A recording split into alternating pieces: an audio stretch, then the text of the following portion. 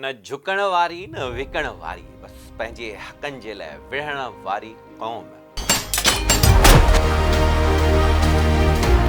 ये लफ़्ज़ कंहिं नारे जो हिस्सो न आहिनि, पर हिकु पूरी क़ौम जी सदियुनि खां हलंदड़ जदोजहद जो ख़ुलासो आहिनि।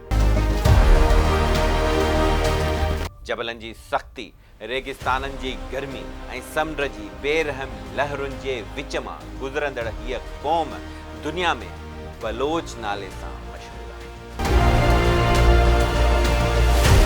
साम्राजी तोपुनि ऐं दुश्मन जे जहाज़नि जे अॻियां हीअ बहादुर क़ौम हमेशह दुश्मन जे साम्हूं मुहाॾो अटकाए बीठल रही। हीअ हिकु ख़ुददार सपूत आहिनि जिन पंहिंजे मिटीअ जे लाइ जान बि ख़ुशीअ सां क़ुर्बान कई छॾी। उन्हनि मां हिकु नालो हमेशह तारीख़ जे सोन जे वर्कनि ते चमकंदो, मीर हमल जीअण। उन मकरान जे शींहं पुर्तगाली तोपुनि अॻियां सीनो सुपर करे इहो साबित कयो त बलोच पंहिंजी जान त ॾेई सघे थो, पर कंधु झुकाए नथो सघे ऐं न ई ग़ुलामी क़बूल करे सघे थो। बलोचिस्तान जा साहिली इलाइक़ा, ख़ासि तौर ते मकरान, सदियुनि खां मुख़्तलिफ़ साम्राजी ताक़तुनि जे ध्यान जो मर्कज़ रहिया आहिनि। हिंदी समुंड जे किनारे ते हुजण जे करे हीउ इलाइक़ो तिजारती, फ़ौजी ऐं जाग्राफ़ियाई लिहाज़ खां हिकु अहम मक़ाम रखे थो। 16वीं सदी में जॾहिं पुर्तगालियुनि हिंदी समुंड में पंहिंजी सामूंडी ताक़त खे मज़बूत कयो त हिननि मकरान जी साहिली इलाइक़नि ते बि हमला शुरू कया, ख़ासि तौर ते गवादर, बसनी, ओरमाड़ा जहिड़नि हंधनि ते। उन्हनि हमलनि जो मक़सदु न रुॻो वापारी रस्तनि ते कब्ज़ो करणु हुयो, पर इलाइक़े में पंहिंजे फ़ौजी बरतरीअ खे क़ाइमु करणो हुयो।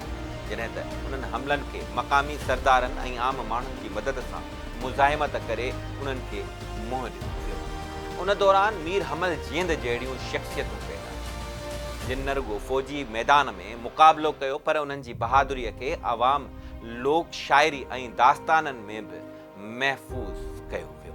मीर हमल जीअंद बलोच तारीख़ जो हिकु अहिड़ो किरदारु आहे जेको पुर्तगालियुनि ख़िलाफ़ मुज़ाहिमत जो निशान बणिजी चुको आहे। बलोच रज़मी शाइरीअ में संदसि बहादुरी, हुबुल वतनी, क़ुर्बानीअ खे वॾो मक़ाम ॾिनो वियो आहे। हुन बाबति चयो वञे थो त हिन ओरमाड़ा जे बंदरगाह ते पुर्तगाली बहरी ॿेड़ियुनि जे ख़िलाफ़ आख़िरी साह ताईं विढ़ंदे पंहिंजी ज़िंदगी क़ुर्बान करे बलोचिस्तान जे दिफ़ा जो हिकु शानदार मिसाल क़ाइमु कयो। मकरान जी तारीख़ क़दीम ईरानियुनि ऐं यूनानियुनि ताईं वञे थी। इलाइक़ो कंहिं ज़माने में फ़ारसी सल्तनत जो हिसो हुयो। सिकंदर आज़म जी अचवञ बि हिन ई इलाइक़े मां हुई। बाद में जॾहिं बलोच हिन इलाइक़े में आबाद थिया त मकरान आहिस्ते आहिस्ते होत कलमती बलोचनि जो मर्कज़ बणिजी वियो। बलोची ज़ुबान जी रिवायतुनि में पुर्तगालियुनि तरफ़ां कयल फुरलुट जा केतिरा ई वाक़िया महफ़ूज़ आहिनि। इहे रिवायतूं न रुॻो पुर्तगाली हमले जे ज़ुल्म खे बयानु कनि थियूं, पर उन जे ख़िलाफ़ मक़ामी बलोच क़बीलनि जी मुज़ाहिमत खे बि उजागर कनि थियूं। इहे बयान आम तौर ते लोकगीतनि, नज़्मनि ऐं क़बाइली दास्ताननि जी सूरत में महफ़ूज़ आहिनि। मीर हमल जीअंद जी शख़्सियत उन्हनि रिवायतुनि जी मर्कज़ी हैसियत। हुन जे बारे में चयो वेंदो आहे त हुन पुर्तगालियुनि ख़िलाफ़ हिकु वसी इतिहाद क़ाइमु कयो, न रुॻो हिकु फ़ौजी अॻुवाण जी हैसियत सां, पर हिकु क़बाइली सियासी ज़हानत सां ऐं हिकु मुज़ाहिमती अॻुवाण जी हैसियत सां।